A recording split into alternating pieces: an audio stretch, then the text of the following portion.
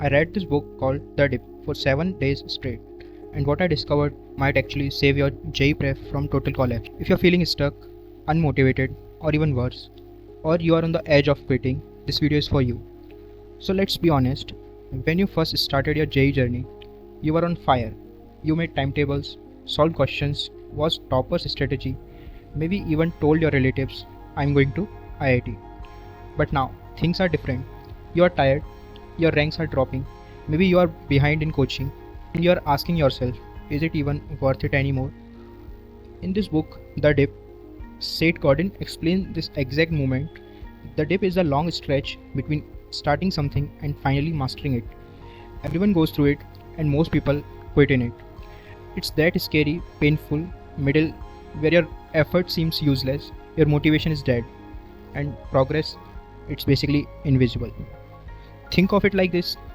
You are digging for diamonds. You have already dug 80 feet, but the diamonds are at 120 feet. Most people will quit at 90.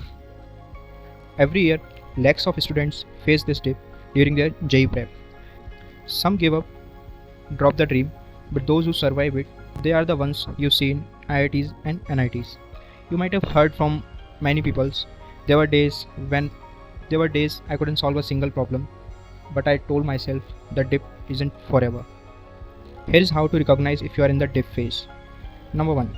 You are working hard but feel stuck. Number 2. Every test feels like a failure. Number 3. You have lost the excitement once you had. Number 4. You are thinking about quitting on daily. Good news, this is normal, but here is the bad news. Only a few can get out of it. So how do you escape the dip and come out stronger? So number 1, stop chasing motivation, chase the discipline. Because motivation fades. Today I will motivate you, you will study 2 hours. Tomorrow someone else will motivate you, you will again study 2 hours. Motivation won't long forever. But if you carry the discipline, if you carry that consistency, that will carry throughout your journey. Number 2, break big goals into daily fights. Focusing on winning today, not the whole war. So break your preparation into smaller goals and try to complete those small goals so that you will feel accomplished and you will have some inner motivation. Number 3, learn to love boredom. The boring problems are the ones that led to mastery.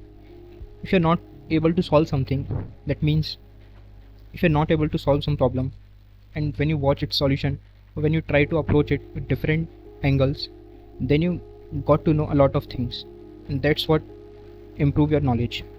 Number 4, revisit your why. Are you doing this for the rank, or you want to improve your knowledge, or you're doing this to become a person that you will be in the future? Number 5, track your efforts, not the results.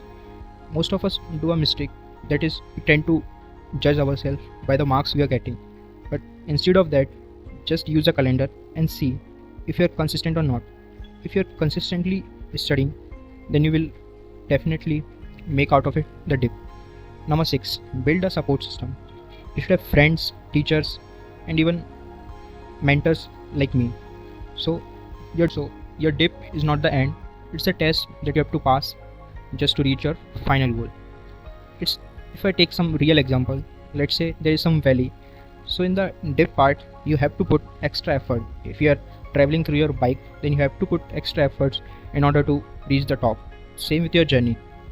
If you are in the dip, then it's obvious that you have to put extra efforts, and sometimes those efforts won't even show up. Now, coming to the end, the dip is what separates the dreamer from the doers. If you're in the dip right now, congratulations, you're exactly where the greatness begins. Drop a comment if you're still fighting. If this video helped you, share it with someone who needs it today. And remember, quitting the dip means you will never know how close you were.